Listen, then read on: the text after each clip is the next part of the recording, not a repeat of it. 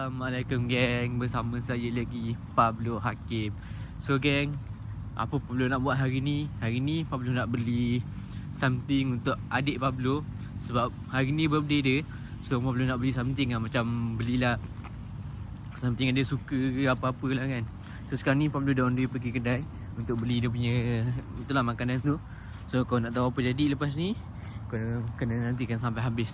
Okay, let's go. Pablo dah beli kek dengan coklat. Dia biasa suka makan coklat pula tu. So Pablo beli coklat satu dengan kek kecil satu. Dia adalah beli makanan sikit untuk bawa balik rumah makan. Nak jalan kaki weh. Nak pukul 12 lah. Tapi tak apa lah, bagi hadiah kat dia. Let's go geng. Nah, dia esok lah. Baiklah, sekejap lagi aku dah kerja. Tu ada aiskrim tak